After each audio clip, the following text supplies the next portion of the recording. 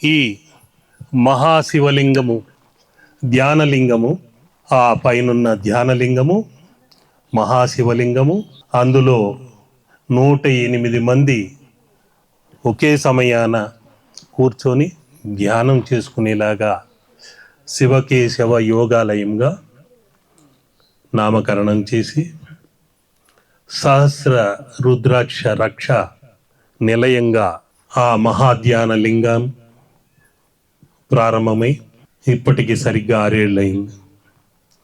ప్రతి శివరాత్రి ఇక్కడ ముఖ్యమైన శిష్యగణముతో గురు శిష్య పరంపరతో కార్యక్రమాలు కొనసాగిస్తూ సాంస్కృతిక కార్యక్రమాలు కూడా నిర్వహిస్తూ 64 కళలకు సంబంధించి సాందీప మహర్షి ఆ కృష్ణ పరమాత్ముడికి 64 కళలు నేర్పించడం జరిగింది.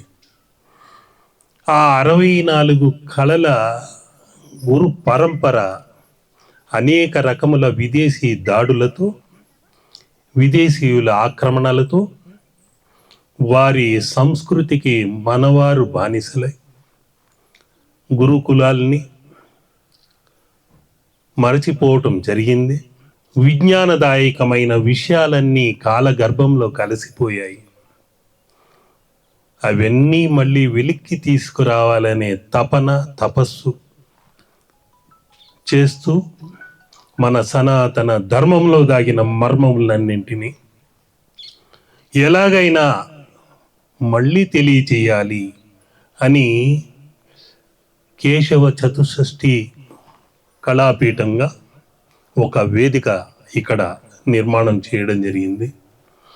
64 కళలు మళ్ళీ ఆ సాందీప మహర్షి అనుగ్రహంతో ఇక్కడ ప్రారంభిస్తున్నాం.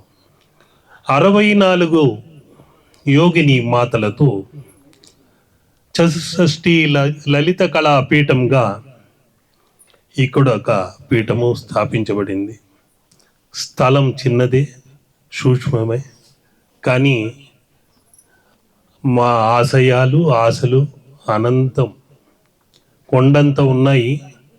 వచ్చిన బలహీనత ఏంటయ్యా అంటే విరాళాలు లేకుండా నా కళని పణంగా పెట్టి సుమారు 25 ఏళ్లుగా ఒక్కొక్క ఇటుకరాయి, ఒక్కొక్క అణువు సేకరించి ఈ ఆలయ నిర్మాణం చేయడం జరిగింది.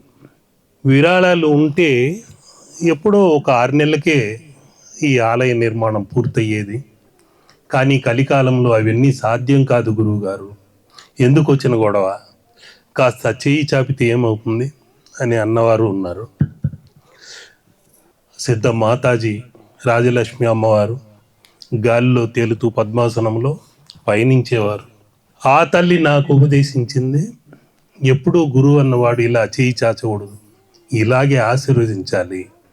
ఎప్పుడైతే యాచకుడయ్యావో నీ సాధన 9 ఏళ్ల సాధన బూడిదలో పోసిన పన్నీర్ అవుతుంది. ఎప్పుడు కానీ ఇలా విరాళం కోసమో యాచనో చేయకు, ఇలాగే ఉండు, అందరినీ దీవిస్తూ ఒక గురుస్థానానికి వెళ్ళవయ్యా అని. ఈనాటికి అదే పాటిస్తున్నాను. నేను సంవత్సరం పాటు కష్టించి నవపాషాణ క్రియ, మహా అపాయకరమైన ఒక క్రియ, నా మానస గురువు ఆ గురు పరంపరలో, భోగర్ సిద్ధ గురు పరంపరలో పళని కొండపైన నవపాషాణములతో ఆ సిద్ధయోగి, నా తండ్రి, గురువు, తల్లి అన్నీ భోగర్ సిద్ధుడే. ఆ భోగర్ సిద్ధ సమేతంగా నవపాషాణ శరవణ భవ అని అందరికీ ఆ భస్మము పెట్టుకున్న వెంటనే ఆరోగ్య భాగ్యం కలగాలి అనే ఉద్దేశంతో సహస్ర రుద్రాక్షలతో, సహస్ర పగడములతో 60 ఏళ్ల కళ ఆకారం దిద్దుకొని సాకారమైతే, సాక్షాత్కారమైతే నీవు చేయలేవయ్యా అని ఆ భోగర్ సిద్ధుడు మర్మంగా తన శిష్యుల్ని పంపి అగ్ని పరీక్ష పెట్టినా అయ్యా నా జీవ సమాధికి ఏనాడో ఇక్కడ సిద్ధం చేసేసుకున్నాను, ఎట్టి పరిస్థితుల్లోనూ వెనక్కి తగ్గను. 9 ఏళ్ల వయసులో నుండి ఆ సంకల్పం భోగర్ సిద్ధుడు ఎందుకు చేశాడు? ఈ మానవాళికంతా ఆరోగ్య భాగ్యం కల్పించాలి. తనకో తన భార్యకో పిల్లలకు, ఆయన బ్రహ్మచారి అనుకోండి, అటువంటి స్వార్థం లేకుండా ఆ భోగర్ సిద్ధుడు 108 మంది సిద్ధయోగులను సమీకరించి ఆ నవపాషాణముల యొక్క సమ్మేళనము చేసి ఒక విగ్రహంగా రూపుదిద్ది పళని కొండపై పెట్టి, ఆ పళని కొండపై ఉన్న సుబ్రహ్మణ్య స్వామి నుండి జారిపడ్డ పాలను స్వీకరిస్తే అనారోగ్యములంటూ ఉండవు, ఆరోగ్య భాగ్యం కలిగి తీరుతుంది. అది ఏ 100 ఏళ్లకో కాదు, ఏ కలియుగం అంతం వరకో కాదు, యుగాలుగా ఉండాలి అనే సదుద్దేశంతో మానవాళి కోసం, లోక కళ్యాణం కోసం ఈ నవపాషాణ శరవణ భవ తత్వముతో ఉన్న ఈ స్వామిని రూపుదిద్ది పెట్టడం జరిగింది. ఇందులో మరొక అతిశయోక్తి విషయం కూడా ఉంది.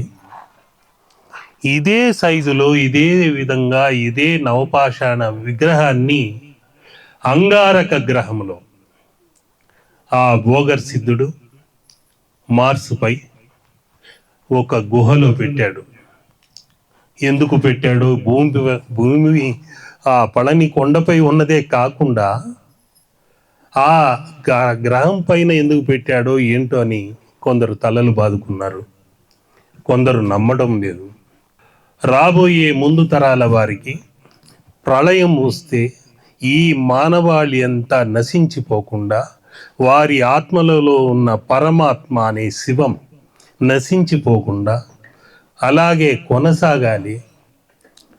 1000 సంవత్సరాల తర్వాత, 1,00,000 సంవత్సరాల తర్వాత ఈ భూమి మొత్తము ప్రళయం వచ్చిన తర్వాత మనిషికి మరొక నివాస యోగ్యం అయిన ఒక గ్రహం కావాలి.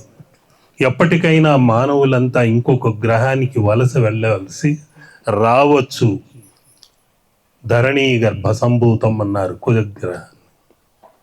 ఆ అంగారకుడు కూడా భూతత్వంతో ఉన్నాడు అని గుర్తించి ఆ రోజులలోనే ఆయన ఇంకొక నవపాషాణ శరవణ విగ్రహాన్ని అక్కడ పెట్టారు. నేను 15 ఏళ్ల క్రితం ఒక వీడియోలో, కార్యక్రమంలో ఈ విషయం చెప్తే చాలామంది నవ్వుకున్నారు. ఎవరు చెప్పారండి మీకు ఈ కథలన్నీ అని. ఇది ఆ రోజుల్లో చెప్పినా నమ్మరు. గురు పరంపరగా మా గురువులు అందించిన విషయమే. నేను ఇప్పుడు మీకు చెప్పింది మీ శిష్యులకు, తరువాతి తరం వారికి అందచేస్తారు. అటువంటివి అందాలనే ఉద్దేశంతోనే ఈ గురు పరంపర కొనసాగుతూ ఉంది. చివరికి నన్ను హేళన చేసిన ఒక గురువు గారు మొన్న ఒక 6 నెలల క్రితం వచ్చి, అయ్యా మీరు అన్నది నిజమే, మార్స్ గ్రహం పైన పోయి విగ్రహాలు ఎవరు పెడతారబ్బా అనుకున్నాను. ఆ గుహ అనే తత్వంతో సుబ్రహ్మణ్య స్వామిని ఏ గుహలోనో మీ గురువు గారు పెట్టి ఉండొచ్చేమో, కానీ గూగుల్లోకి వెళ్ళి మార్స్ పై గణేష్ ఆన్ మార్స్ అని గూగుల్లో సెర్చ్ చేస్తే వినాయకుడి విగ్రహం కనిపిస్తుంది. వింతగా ఉంది, మీరు చెప్పింది అదేనేమో, ఆ వినాయకుడి విగ్రహం కూడా మీ భోగరు పెట్టాడేమో అని నాకు ఆ తరువాత అనిపించింది. ఏదైనా ఋషులకు ఆ రోజుల్లో ఎలా సాధ్యమైంది అంటే, వారు పయనించింది, వారు చూసింది ఎటువంటి అబ్జర్వేటరీల ద్వారానో కెమెరాల ద్వారానో చూసిన దృశ్యం కాదు. అంతర్ముఖంగా అండపిండ బ్రహ్మాండాదులన్నీ మనలోనే ఉన్నాయి అని గుర్తించి వారి అంతర్ముఖ యాత్ర చేస్తే, ఇన్నర్ ట్రావెల్ చేస్తే అక్కడికి వెళ్ళగలిగారే కానీ ఈ బాహ్య దేహంతోనో ఏదో ధన దాహంతోనో మోహంతోనో వెళ్ళిన వాళ్ళు కారు.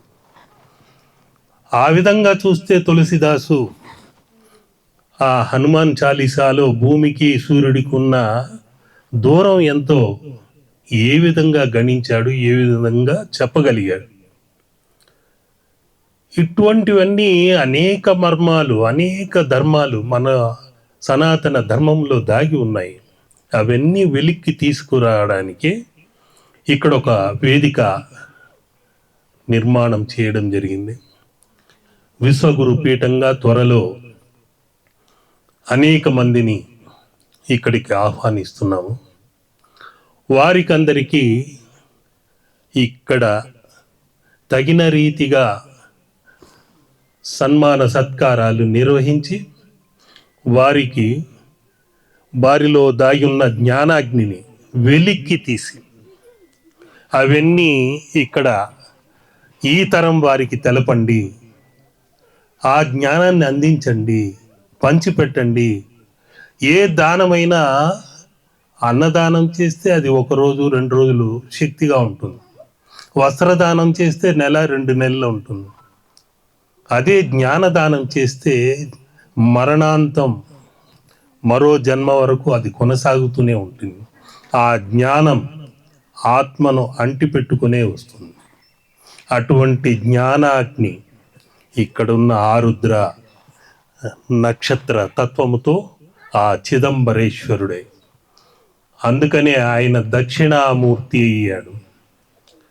ఎటువంటి మాటలతో కాకుండా కేవలం వీక్షణతో, మౌన ప్రకటనతో తన జ్ఞాన శక్తిని, వేదాల్ని అక్కడున్న ఋషులకు అందచేసిన ఆ గురువు ఎవరంటే ఆ విశ్వగురువు దక్షిణామూర్తి. దక్షిణామూర్తి అంటే ఏదో ఒక శివుడే అనుకుంటాం. సగభాగం అమ్మవారికి ఇచ్చిన మూర్తి కాబట్టి దక్షిణము వైపు అమూర్తి, మూర్తి లేనివాడు. అటువంటి శివతత్వము దక్షిణామూర్తిగా మనం ఆరాధించుకుంటూ ఉంటే అనేక రకములైన విద్య, వినయము, విజయము, విజ్ఞానము చేకూరుతాయి. మనం ఎక్కడో పాశ్చాత్య మోజులలో పడి కొట్టుకు మిట్టుకులాడుతూ ఇంకా విదేశీ మోజులోనే ఉన్నాం. వారందరూ ఒకానొక సమయంలో మన భారతదేశంలోకి వచ్చి విశ్వవిద్యాలయములు అనేవి ఇక్కడే ఉంటే చైనా నుండి కానివ్వండి, ఇతర దేశాల నుండి కానివ్వండి, తక్షశిల, నలంద లాంటి విశ్వవిద్యాలయాల్లో శిక్షణ పొంది వచ్చారు. వారు ఆ జ్ఞానాన్ని మోసుకెళ్ళి వారి ప్రాంతాలలో దాన్ని పంచిపెట్టారు. అటువంటి ఆ జ్ఞాన తత్వము, అటువంటి మహోన్నతమైన జ్ఞానతత్వము మనం లోకానికి అందించాం. ఇప్పుడు చెప్పే టెస్ట్ బేబీలన్నీ, ఆ బేబీలు అన్నీ ఆ రోజుల్లోనే ఆ కాలంలోనే కౌరవులు 9 పుట్టారు. అణు శాస్త్రాన్ని గురించి కణాదుడు అనే మహర్షి మనకు అందజేశాడు. అనేక మర్మ ధర్మములన్నీ మనలోనే ఉన్నాయి. వాళ్ళకి మాతృ అనే భాష ఇక్కడి నుండి పోయిందే, మాతృభాష మదర్. పితృ ఫాదర్ అయింది, భాతృ బ్రదర్ అయింది, గ్రాసము గ్రాస్ అయింది, గోవు కవు అయింది. సండే టు సాటర్డే వరకు నవగ్రహాలన్నీ ఇక్కడి నుండి వలస వెళ్ళిన ఈ వారములే. పతన మార్తాండ పిఎం అయితే ఆరోహణ మార్తాండ ఏఎం అయింది. ఇలా చెప్పుకుంటూ వెళితే ఇక్కడి నుండి వాళ్ళు జ్ఞానాన్ని తీసుకెళ్ళారు. కృష్ణ నీతియే క్రిస్టియానిటీ అయింది. ఈశ్వర తత్వమే ఈనాటికి మక్కా వరకు మక్కేశ్వరుడుగా ఆరాధించబడుతున్నాడు. ఇలా విశ్వమంతా ఒక్కటే. అన్ని ప్రాంతముల వారు ఇక్కడి నుండి ఈ పూజ గది, ఈ యోగ భూమి అనే ఈ క్షేత్రానికి వచ్చి ఆ అనుగ్రహ జ్ఞాన తత్వాన్ని సంగ్రహించి తీసుకెళ్ళిన వాళ్ళే. కాబట్టి మనం మన సనాతన ధర్మాన్ని ఆచరిద్దాం, పాటిద్దాం.